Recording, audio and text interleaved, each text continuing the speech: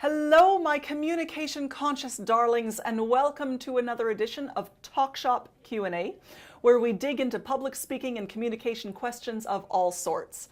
Today we have a question from Laura, who asks, Dear Lauren, I had a terrible experience at a talk I gave not too long ago.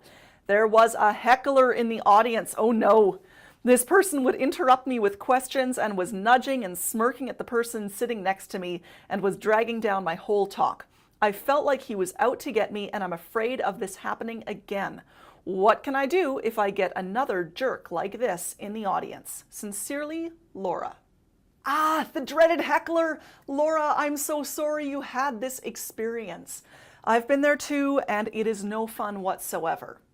Now, for those of you who aren't familiar with hecklers, these are people in the audience whose only purpose is to make you miserable. They're out to antagonize you, to make you look foolish, and to throw you off your game. They're really irritating, and many people are afraid of encountering hecklers when they speak. Hecklers are basically the live version of internet trolls. They aren't interested in your presentation or in generating any kind of conversation. All they want to do is to get some attention and to build themselves up by dragging you down. Before we get into dealing with hecklers, it's important to know that not everyone who challenges your ideas or asks you tough questions is a heckler. Many people who ask hard questions or who challenge you are actually interested in exploring your topic more deeply, and they do this by engaging in debate. Hecklers, on the other hand, aren't interested in exploring the issue at all. They don't really want you to answer their question, and they won't be satisfied with anything you say. If you find yourself dealing with a heckler, it's your job to take the spotlight away from them as quickly as possible. The rest of the audience will also be irritated with them, and they want you to shut that person down and move on with the presentation. I'll usually give someone one or two chances with a comment or a question to determine whether or not they're actually a heckler. If within a short exchange I can tell that they just have an axe to grind and don't really want to engage in discussion, then I thank them briskly and move on to the next question. It looks something like this. Thank you, let's move on to the next question. Pretty simple. Now, if they don't get the hint, I up the ante and tell them that for the sake of time, I will be moving on. That looks like this. Thanks for your comment. We've got limited time and lots more questions, so I'm going to move on to the next person. Yes, what's your question? If at this point they're still pushing it, I'll invite them to talk to me after the presentation, and then I don't acknowledge them again. It looks like this.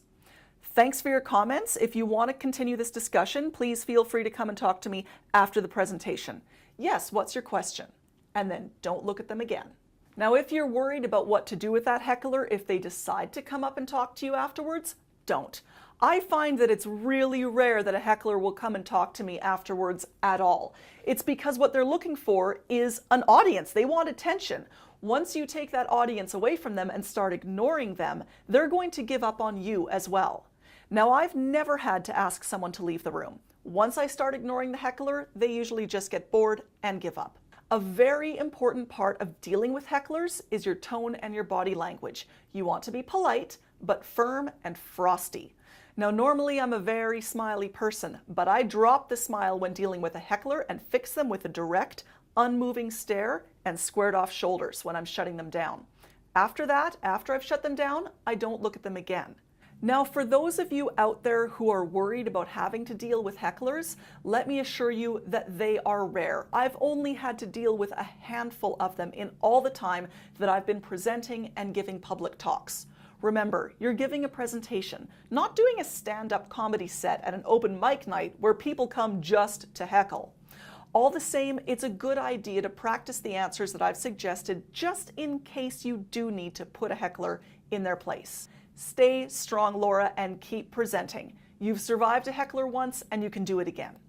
Now, how about you? Have you ever needed to handle a heckler or an unruly audience member? Share your story in the comments down below, and be sure to subscribe to my channel and click that like button. Now, if you haven't yet signed up for my newsletter, go to laurensergi.com and subscribe for great articles and resources to help you with your presentations. Thanks so much for joining me on Talk Shop Q&A, and I look forward to seeing you again next time.